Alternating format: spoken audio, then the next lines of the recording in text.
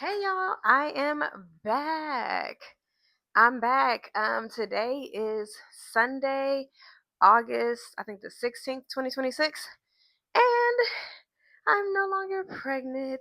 I have my baby girl Earthside now. And so if you watch the video from Tuesday, August 11th, 2026, and I was on here talking about how I had started feeling Braxton Hicks and contractions that day. Yes, I went into labor on Tuesday, August the 11th. And so I'm just going to share my birth story. Um, right off top, I can tell you all that my birth, my birth story didn't follow my birth plan 100%.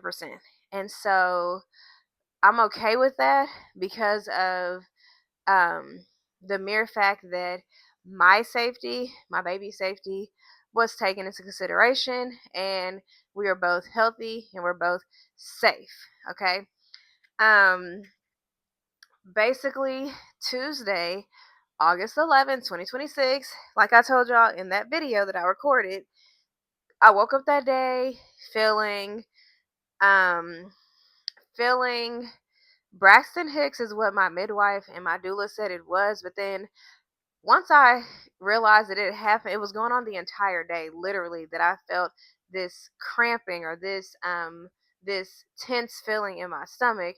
And so at that point I was like, okay, no, this has to be more than just Braxton Hicks, which are the Braxton Hicks are the practice contractions.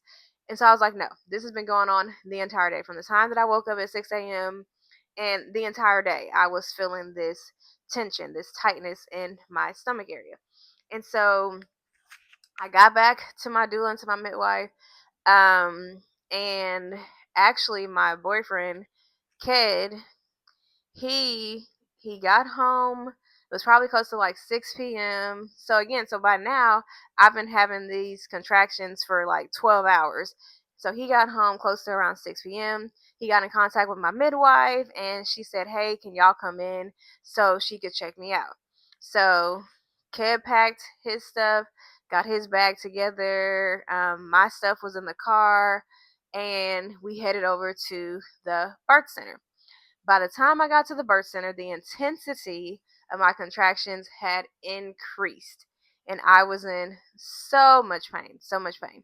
Um, I labored from the time that we got to the birth center until the next day. So I literally labored all that evening, all night, all early morning, and I can say that um I honestly I feel like it's hard to say. I feel like I thought I was strong enough to endure the contractions without any type of pain medication or anything like that. Um but I'll rewind though, because obviously I am strong enough because I still delivered my baby without an epidural, without any type of pain medication or anything like that. But I will say the contractions, they were contracting.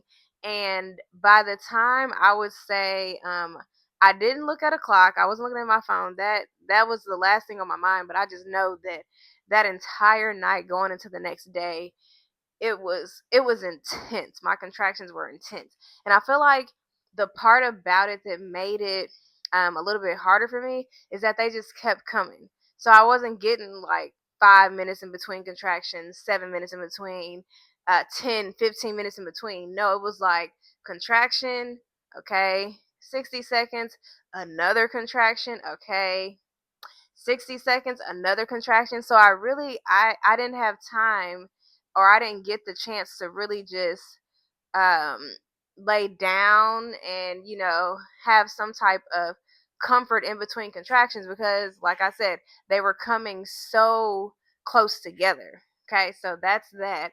Um Labored again all day Tuesday, all night Tuesday, early morning Wednesday. And so my midwife, she continued, of course, to check to make sure to check my blood pressure, to check baby girl's heart rate, to check her the different things having to do with the baby. And so by the time Wednesday morning came, um, she started saying, okay, you know, she was looking at the numbers for baby girl and specifically her heart rate. And at one point, she just flat out said like she wasn't liking the numbers. She didn't like how they looked. She said the baby girl's heart rate, it was going up, it was going down, it was all over the place. And on top of that, she had meconium in her lungs, and so the meconium is basically baby poop, and so she had pooped while she was inside of my womb, and it was in her lungs, and so here we are. Baby girl's heart rate is all over the place. She has meconium. And like I said in one of the other videos, or a few of the other videos, I tested positive for GP something, something, something, something. That again is asymptomatic, and so women, we don't have symptoms. They do the test at a certain week when you're pregnant, and so I tested positive, and so during labor, I was supposed to get 2 doses of the antibiotic. I got 1 dose while I was at the birth center, and then the midwife, she wanted to wait 4 more hours after giving me the first dose, but we never got to the 4 more hours because by then she made the call to go ahead and transfer me to the hospital because again, baby girl had meconium in her lungs, that baby poop basically, and baby girl's heart rate, it was all over the place. And so um, leaving the birth center, this is very important for this story. My water never broke. It never broke, and later on, after I delivered baby girl, my doula, she ended up being in the delivery room with me because she came to the hospital because she was going to be that person to advocate for me if somebody at the hospital tried to do something that was unnecessary, or something that I didn't wish to have done. And so she came with me and she got some pictures, and my boyfriend had already told me, Kid had already told me, yeah, your water, it was like sitting right there. It looked like a bubble that was ready to pop, but it never broke. It never broke. So we get to the hospital. There was a very, very nice, a very nice, a very nice nurse gentleman.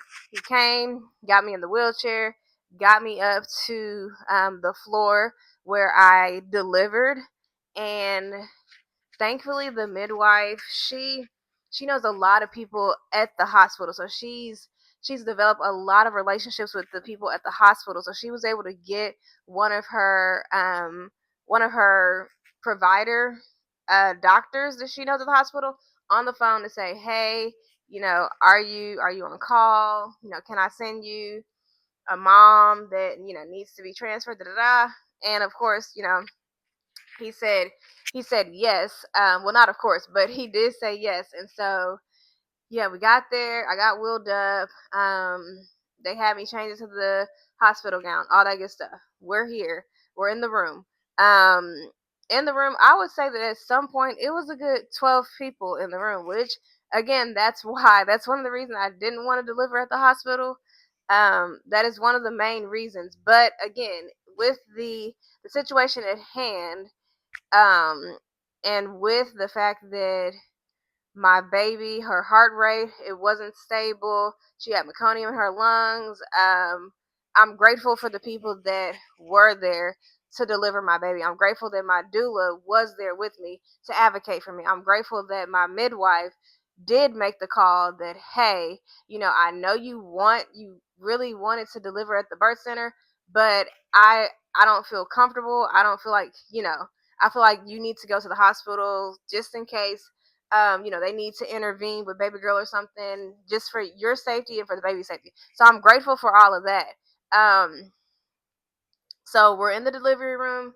Kat is there. I'm on the table. It's like 6 people around me at the table, and by the time the delivering doctor got there, they were like, okay, like she's dilated. Like, again, let's remember, I had labored like for so long. It's just my water never broke, but I was dilated. They were like, okay, like it's time to deliver this baby. And so they went ahead, they broke my water, and then I promise y'all, to me, it felt like I only pushed 4 times, and then my baby was here. Ked said it was more like 10 times. But yeah, no epidural. They said that you can try to get the epidural, but you would have to stay very still. And I was like, you know what? I'm not even gonna chance it. Let's just go. And so I pushed a couple of times. Her head was out.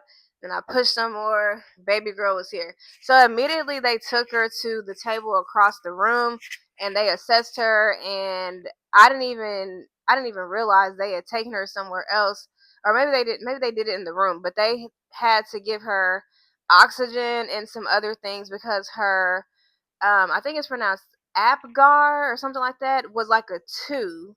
But by the time they were done, her Apgar, it was at a 9.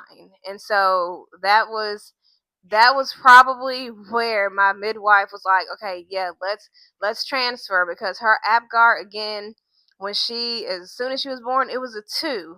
It was a 2, meaning that she needed a lot of support. But by the time they were done, she was at a 9 out of a 10. So very thankful for the team that worked diligently to make sure that my baby was good. Um, so yeah, so now she's here. She's here. It's 8:39 a.m. It's August 12th, 2026. She's here. They got her all cleaned up. Well, they didn't get yeah, they got her cleaned up, then brought her over to me and we did some skin to skin. And then after that, I want to say, if I remember correctly, she did some skin to skin with her dad, and then at some point shortly after that, they got us to a room, and we were at the hospital from that Wednesday until Friday. And so we got home and settled and situated Friday afternoon. And so again, not 100% the birth plan that I had in my mind, because I just knew that I was going to be at the birth center and I was going to get to that birthing pool once it was time to do all the pushing and get baby girl here. But again, since it was the decision to transfer me to the hospital was made with my safety, my health in mind, and the safety and health of my baby in mind, I am grateful for my midwife making the call, my doula coming with me to the hospital to be that advocate, and then all the team at the hospital that helped deliver my baby safely, and all the team that took care of me and my baby the days that we were there. So all the nurses, I am very, very grateful for them all. So as always, you guys, if you have any questions about anything that I covered in this story, I, my the experience at the birth center, like I've said in other videos, it was amazing. So I'm happy that at least, I would say, out of 100%, I got to experience 90%, maybe even 95% of my birth with the birth center, and just that 5% was in the hospital. But if you have any questions about anything that I covered in this story, I'm always open for conversation. And you guys go ahead and make sure you're subscribed to Life with Casey and Sage, because we'll be uploading some videos there that have to do with being first time parents and the first couple of days as new parents. Like always, you guys, thank you for tuning in, and I will see y'all next time. Bye.